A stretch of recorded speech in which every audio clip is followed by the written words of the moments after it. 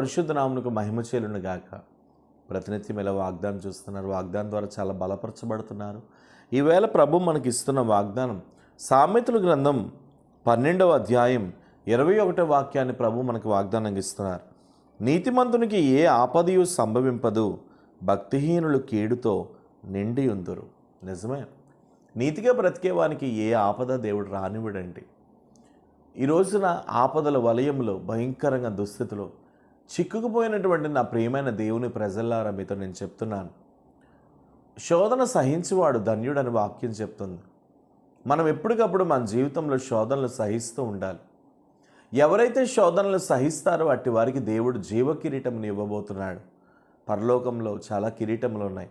అక్షయ కిరీటం ఉంది, వాడబారిన మహిమ కిరీటం ఉంది, జీవ కిరీటం ఉంది, సువర్ణ కిరీటం ఉంది.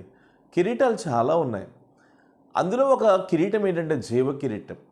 ఈ జీవ కిరీటము ఎవరికి పొందబడుతుంది అని అంటే శోధన సహించేవాడికి పొందబడుతుంది.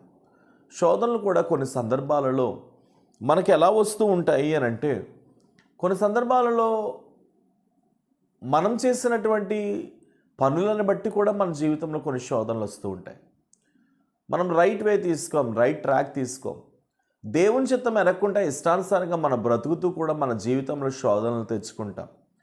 కానీ దేవుడు నన్ను ఎందుకు అనుమతించాడని ఆ శోధనల విషయంలో మనం మాట్లాడుతూ ఉంటాం. కానీ ఒకవేళ ఈ వాగ్దానం చూస్తున్న మీలో ఎవరైనా దేవుని చిత్తంలో లేకపోతే తప్పనిసరిగా దేవుని చిత్తంలోనికి రండి. శోధన సహిస్తే మన జీవితాలకి ఎంతో దీవెన, శోధన సహిస్తే మన బ్రతుకులకు ఎంతో దీవెన, శోధన సహిస్తే మన జీవితంలో బహుగా మనం దీవించబడతాం. నీతిమంతులుగా బ్రతకండి. మీరు ఎవరైనా బాప్తిస్మం పొందకపోతే తప్పనిసరిగా మీరు బాప్తిస్మం పొందండి. ఎందుకు అనంటే, ఎవరు నీతిమంతులు తెలుసా? యేసు రక్తంలో కడగబడిన ప్రతి వ్యక్తి నీతిమంతుడే. యేసు రక్తంలో పరిశుద్ధపరచబడిన ప్రతి వ్యక్తి నీతిమంతుడే.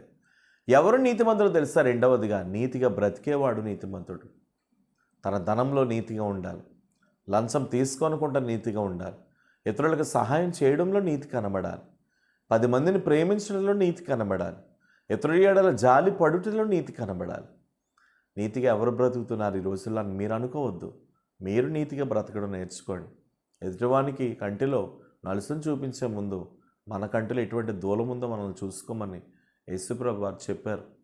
సో ఎదుటివాని కంటిలో ఏదైనా చూపించడం మనం కూడా మన స్థితి మనం చూడాలి.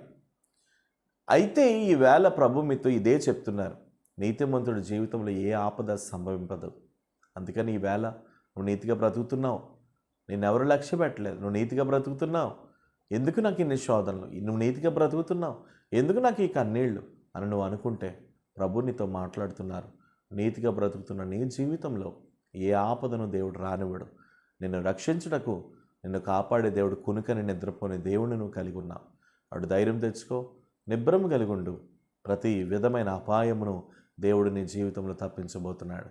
ప్రేమ కలిగిన పరిశుద్ధ తండ్రి, ఎంతమంది ఈ వాగ్దానం చూస్తూ నీతిగా బ్రతుకుతున్నప్పటికీ శోధనలు ఎదుర్కొంటున్నారేమో, నీతిగా బ్రతుకుతున్నప్పటికీ కన్నీళ్ళు ఎదుర్కొంటున్నారేమో, నీతిగా బ్రతుకుతున్నప్పటికీ వేదనలు ఎదుర్కొంటున్నారేమో, తప్పించి రక్షించండి.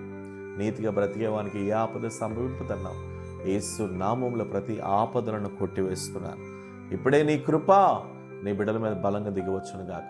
ఈ రోజంతా నీ బిడ్డలకు క్షేమంగా ఉండమని యేసు నామమున అడుగుచున్నాను తండ్రి. ఆమేన్. God bless you. నిశ్చయంగా దేవుడు నమ్మదగిన వాడు. ప్రభువును దీవించును గాక. Praise the lord.